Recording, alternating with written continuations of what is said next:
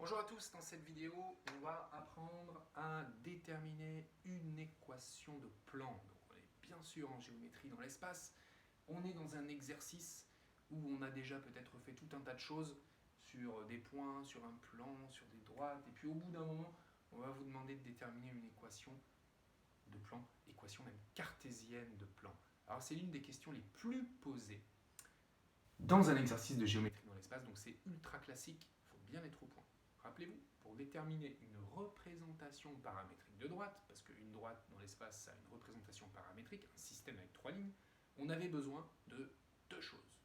Un point de la droite et un vecteur directeur. Eh bien, pour déterminer une équation cartésienne de plan, on a aussi besoin de deux choses. On a besoin, premièrement, d'un point du plan. Voilà, un point.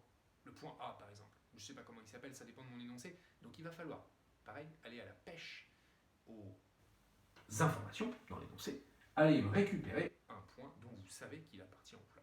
Et qu'est-ce qu'il me faut aussi pour déterminer une équation cartésienne de plan? Eh bien, il me faut un vecteur normal. Et ça a l'air plus compliqué, un vecteur normal. Mais en fait, dans un exercice bien posé, eh bien, vous l'aurez bien sûr sur un plateau, ce vecteur normal. On vous le donnera, ou bien on vous aura fait vérifier que ce vecteur est bien normal au plan P, qui est une petite méthode à laquelle je vous invite d'aller vous référer, puisqu'on l'a déjà vu. Alors, un vecteur normal, bien sûr, qu'est-ce que c'est? C'est un vecteur qui est orthogonal à deux droites séquentes du plan, ou à deux vecteurs non collinéaires du plan. Donc en gros, c'est ça, un vecteur normal. Un truc qui monte avec un angle droit. Donc c'est cette information qu'il faudra aller chercher, ainsi qu'un point du plan. Et une fois que vous aurez bien interprété votre énoncé et que vous m'aurez trouvé ces deux choses-là, alors c'est très facile de déterminer une équation cartésienne de plan. On y va à travers un exemple. On vous demande dans un exercice de déterminer une équation cartésienne d'un plan qui passe par un point de coordonnées 1, moins 2, 3, et puis qui a comme vecteur normal ce vecteur-là, 1, 3, moins 2. Et on dit, allez, je veux une équation cartésienne de ce plan P. Alors qu'est-ce que vous faites? Eh bien, vous vous assurez que vous avez déjà les deux informations dont je vous ai parlé tout à l'heure, c'est-à-dire un point et un vecteur normal, et puis on y va, on rédige, on va écrire tout d'abord que P a pour équation quelque chose qui va être de la forme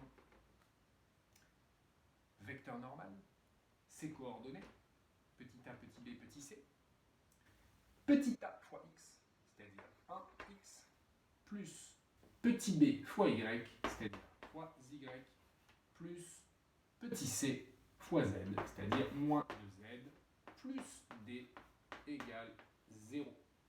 Et oui, une équation cartésienne de plan, quand on connaît un vecteur normal à ce plan, c'est très facile. C'est de la forme ax plus by plus cz plus d égale 0, où a, b, c sont les trois coordonnées d'un vecteur normal. Alors il reste une chose à faire quand même, c'est le petit d.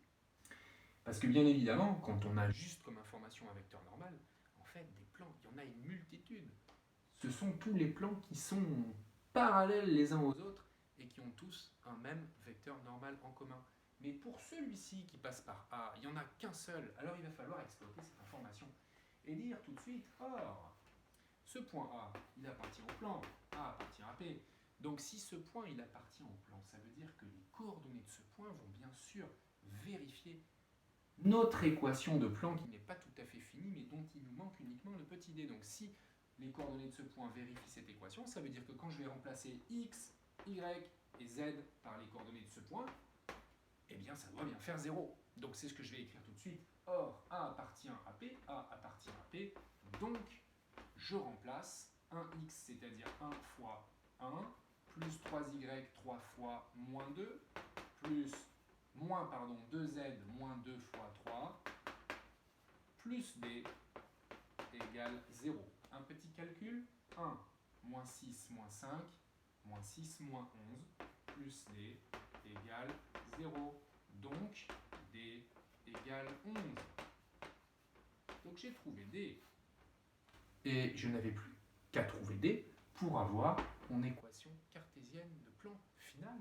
Donc, comment je rédige ça? Je conclus en disant donc un point M de coordonnées x, y, z appartient au plan P si et seulement si il y a cette relation entre ces coordonnées, c'est-à-dire que 1x, donc x, plus 3y, moins 2z, plus 11 égale 0.